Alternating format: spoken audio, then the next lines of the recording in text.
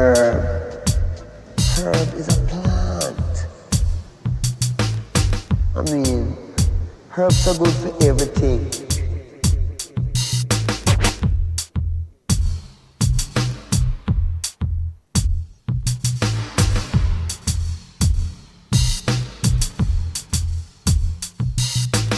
Herb.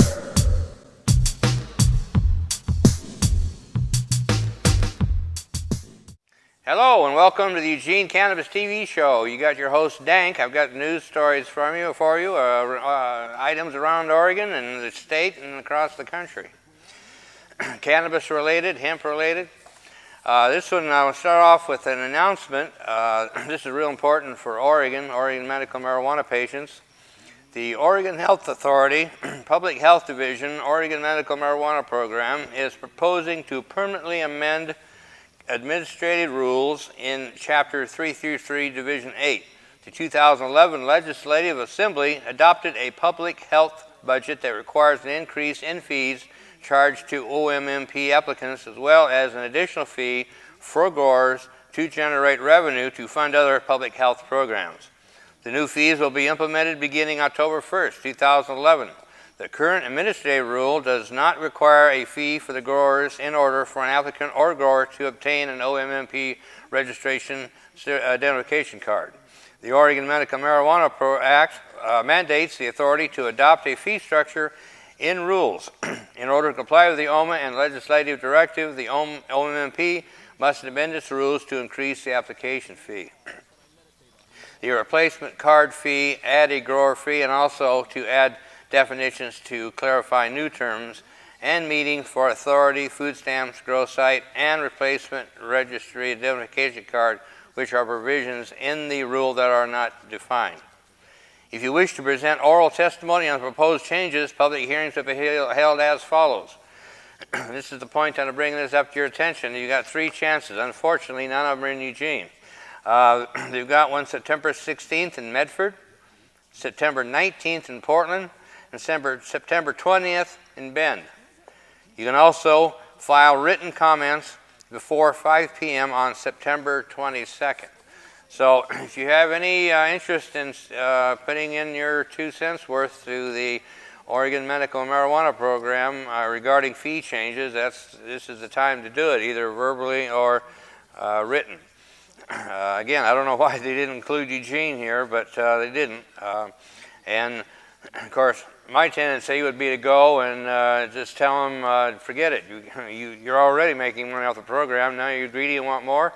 But we can't attack the OMMP program themselves because they've been mandated by our Oregon legislature. You know, the clowns we have in Salem. So they decided they wanted to make money more money off of the patients' backs. So they're going to be making money not only off of people's gambling addictions, but now they can make even more off of medical marijuana patients. So that's the American way, I guess.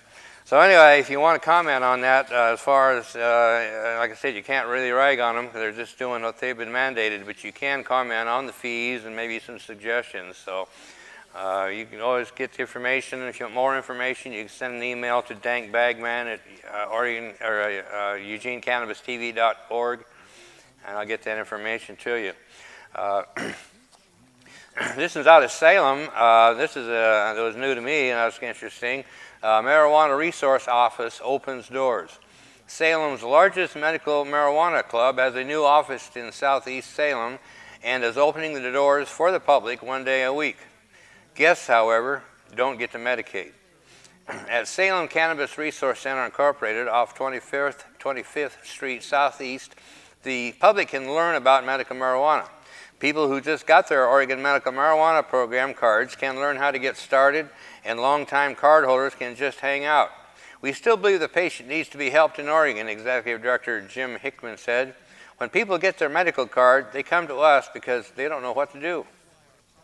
The Cannabis Club, which has about 300 members, and its resource center set up patients with growers or plants, salves, and tincture, a medication in liquid form, without cost. This is a place where we can help each other, Hickman said. We're not a dispensary. We do our best to teach you how to care for yourself. The Salem Club has been open since January, and in June incorporated many members from the dissolved local chapter of NORML, the National Organization for the Reform of Marijuana Laws. Salem Police spokesman Lieutenant Dave Okada said officers who work in the area have reported no problems or complaints about Salem CRCI. The first public open house was held several weeks ago, and the first person that came in, we sold a membership, Hickman said.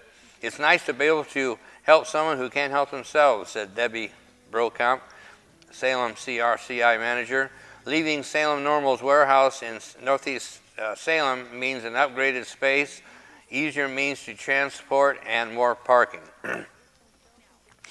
Patients are not allowed to drive after medicating, he said, adding that many are picked up or take the bus. I'm ecstatic this place is here, said medical marijuana patient Neil Feldman, who uses a wheelchair and rides the bus to CRCI. I'd be mourning if it wasn't. Salem CRCI's place is focused on socialization. There's a quiet room, but there's also a pool table. Xbox and big screen TV and games of Scrabble are popular. A small kitchen sells concessions such as soft pretzels and corn dogs, and items such as tincture bottles and growing aids are sold by a bud tender for donations at a display case. And by the way, I picked up on this verbiage off the story. It says, remember, growing aids are sold by a bud tender for donations.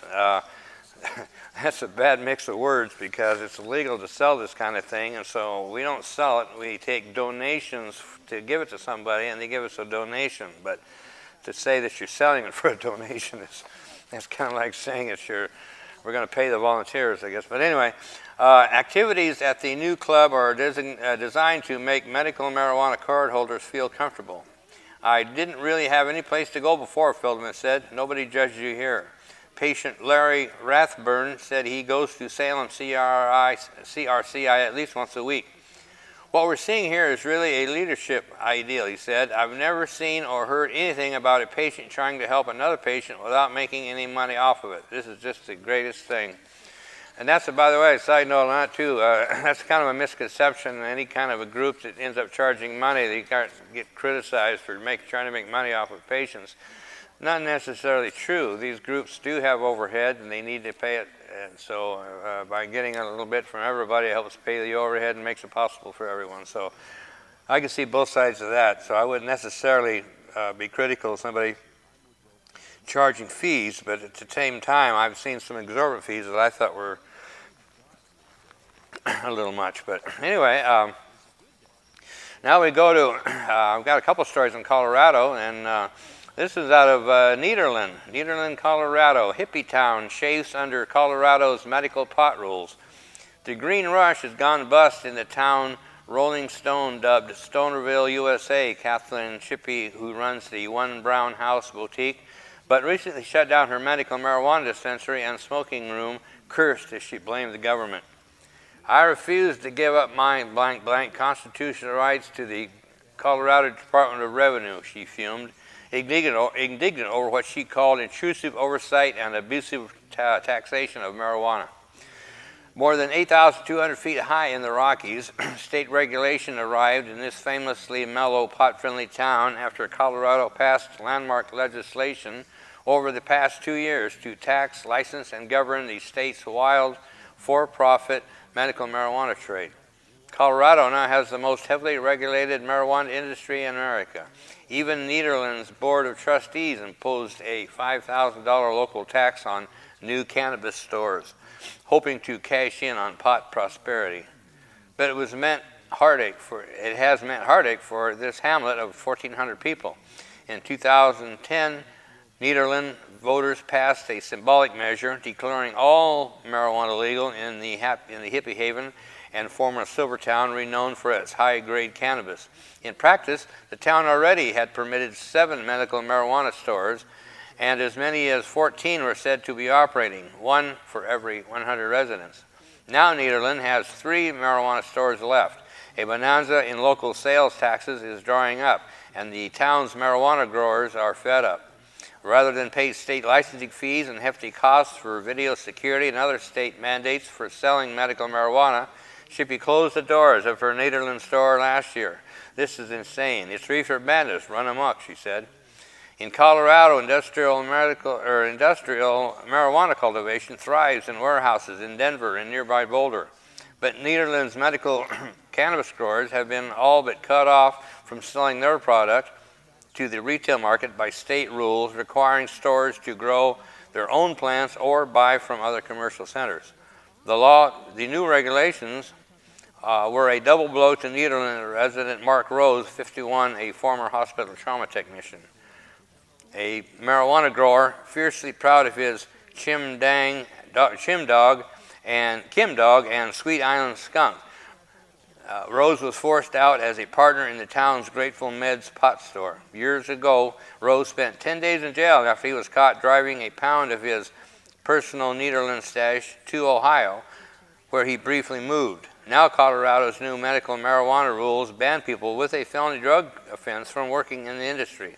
Rose sees a more universal dignity in the new cultivation rules that he says hurts small pot growers. The rules were a buzz to kill high economic times that took off here after the U.S. Justice Department signaled in 2009 that it wouldn't target medical marijuana patients in states where medical use is legal. So it's interesting in Colorado, it's a little bit different. It's considered, it's actually is legal to buy it, and it's causing quite a controversy, but it's a whole different thing than Oregon, so it's interesting to see how they both compare. This is a story that I came across, and I really admire this guy. This is a person that's taking something I've thought for a long time and going with it. Washington man refuses marijuana fines, chooses jail. Olympia, Washington. Enough already. That was the message Olympia, Washington resident Dana Walker sent to the Thurston County Superior Court last Friday when, in an act of civil disobedience, he refused to pay taxes for past marijuana offenses and demanded to be sent to jail instead.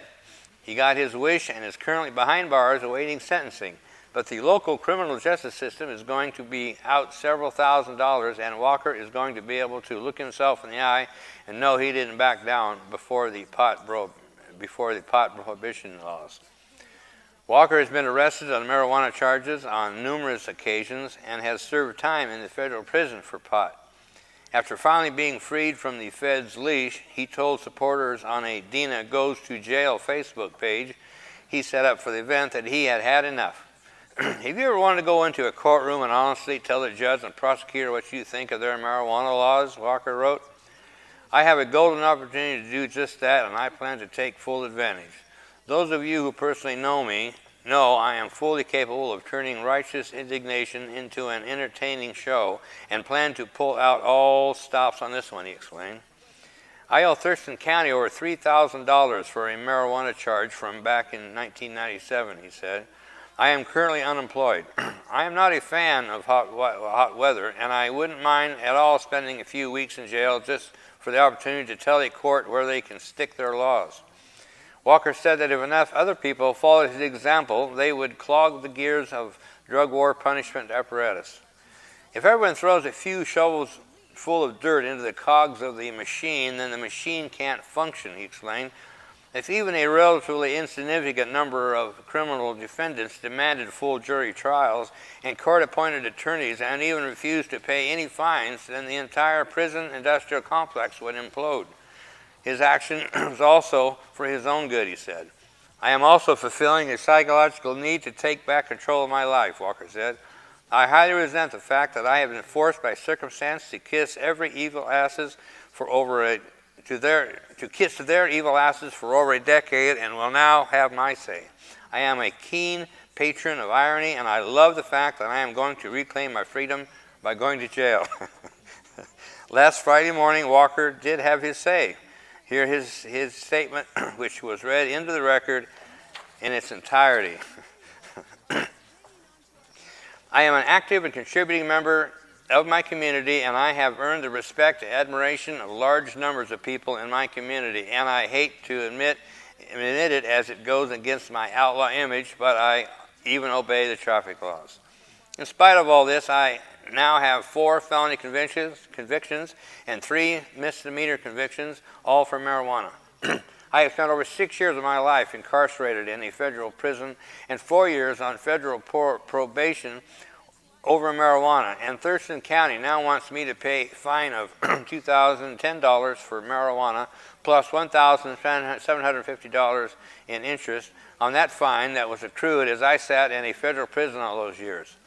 Since I have been smoking marijuana on a regular basis for over 40 years now and suffering no ill effects of any kind whatsoever that I am aware of, since I consider this state's marijuana laws to be unacceptable, unconstitutional, and outrageous infringement upon my personal liability, since I love smoking marijuana, and I intend to continue smoking marijuana at any time that I darn well please, and since making someone like me into a criminal over marijuana is insane and stupid, then today I am placing the state of Washington on notice that from this point forward I will not only never again pay the state to prosecute me for marijuana, but that I intend to make it as expensive to prosecute me for marijuana as I possibly can.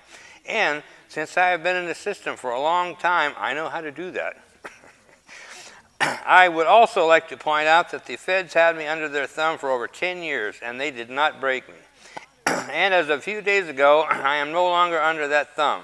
And so today I am celebrating and reclaiming my freedom by informing the state that since I will no longer pay your fines, and since I no longer fear your jails, and as far as marijuana goes, you no longer have any power over me, and that in fact the stick is now in your hand.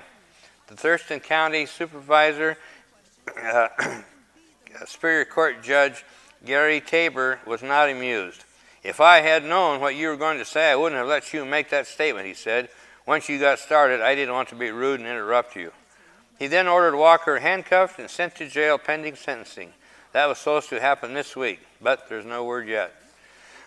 And there were quite a few replies that were sent in on this one, and this is one of my favorites that I wanted to bring out, and this is a great point that I'm thinking about really trying to promote this. It says, I think this is great. We should all participate. I think we should pick a date in the future, maybe 4/20/2012, and everyone that has ever used cannabis should turn themselves in and demand prosecution. Can you imagine the chaos? So, yeah, I love it. I've been saying for years, don't do the time, or don't pay the fine, do the time. And now a message from the American Marijuana Growers Association.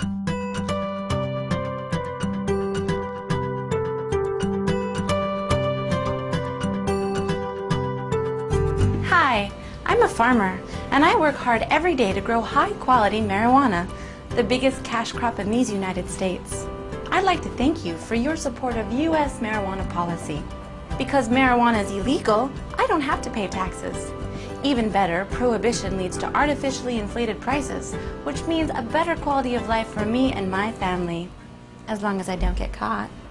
Just as importantly, your tax dollars support thousands of U.S. agents who work tirelessly to keep low-grade, foreign marijuana out of our country. So thank you, America. And remember, whether you're nauseated from chemotherapy or just in the mood for a nice cool buzz, choose the best pot in the world, American homegrown.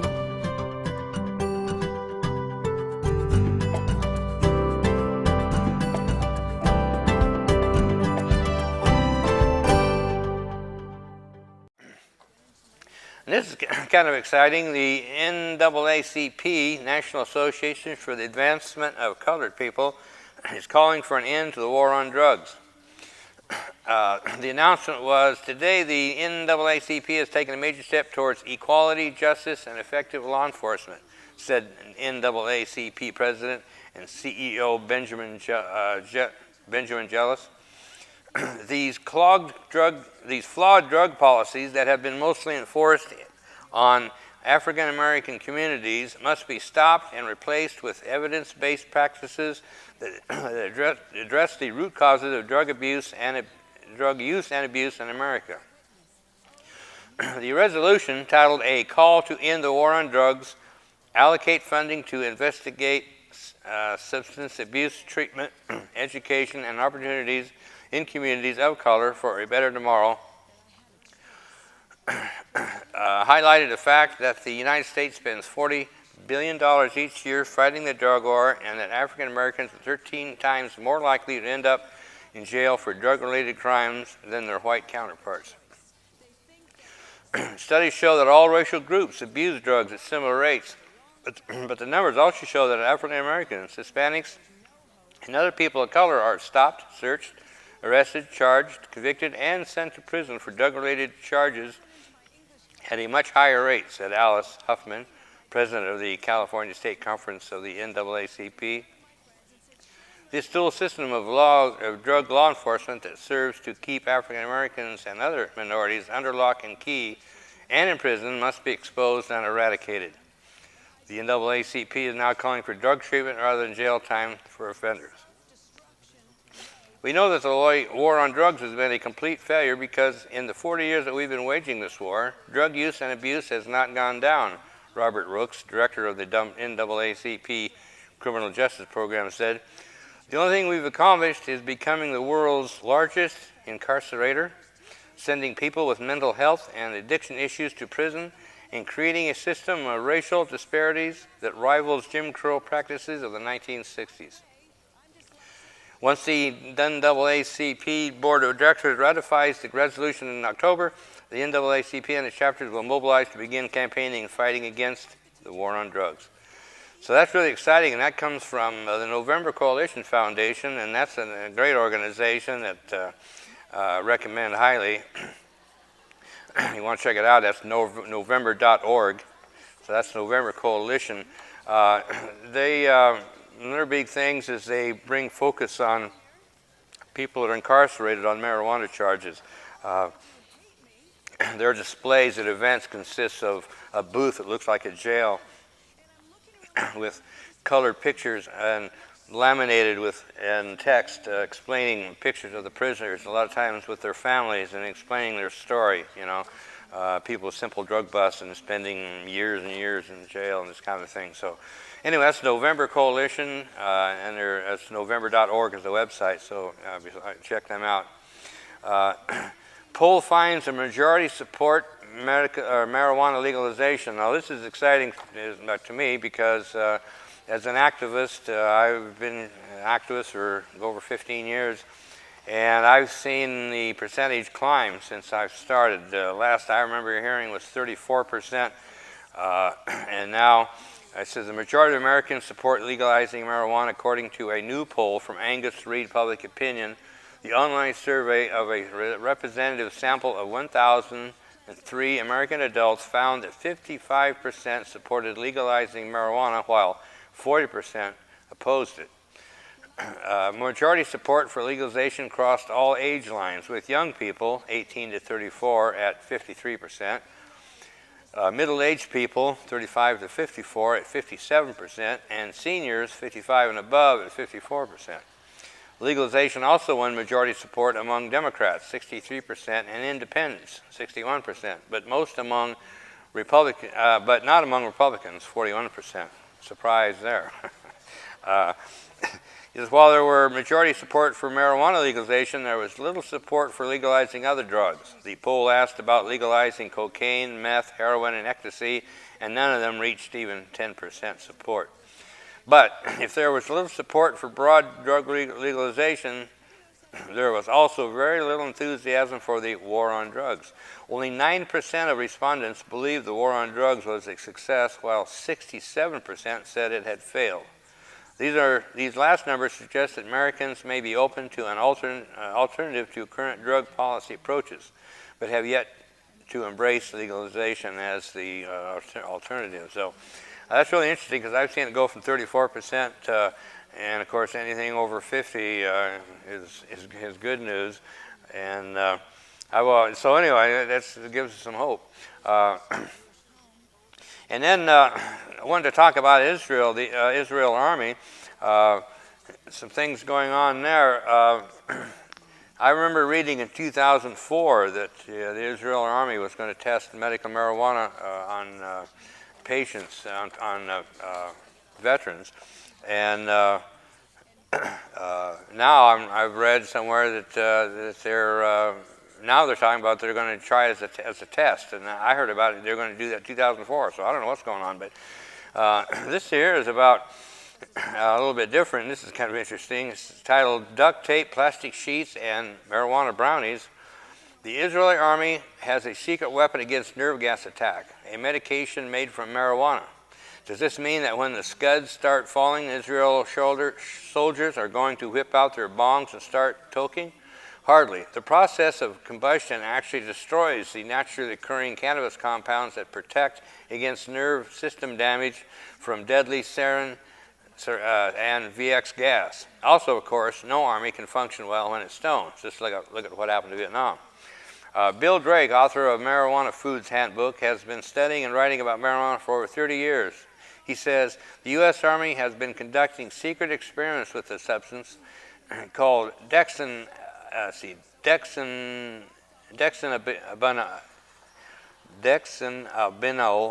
originally developed by an Israeli pharmaceutical firm, Foremost, to treat head injuries and strokes. But there's no way that the U.S. government is going to make marijuana-based nerve gas medicines available to civilians, even if it could save millions of lives. Just look at the government's attitude towards marijuana as medicine for cancer victims, etc. So anyway, it goes on to say, a nerve gas attack on the U.S. would actually reshape American society for generations to come, assuming that the right-wing groups and government agencies who oppose medical marijuana are unlikely to be prepared with marijuana food. Wouldn't it be amusing to see their final scramble? And here it says the best available protection against nerve gas attack comes from an Israel-made synthetic. Another story. It's about the same thing, but a little bit different information. So it's interesting that they're working on that, and the governments some of them are starting to recognize that it does have merit. And so anyway, and then. Okay, so we're going to wrap that up, and I appreciate you coming by the Eugene Cannabis TV show. I invite you to come by. I'm always looking for guests. Come on and tell your story about cannabis, what it's done for you. It's how, just give us your cannabis story. Love to come on and tell about it. So you got DanK, and thanks for coming by, and we'll see you next week.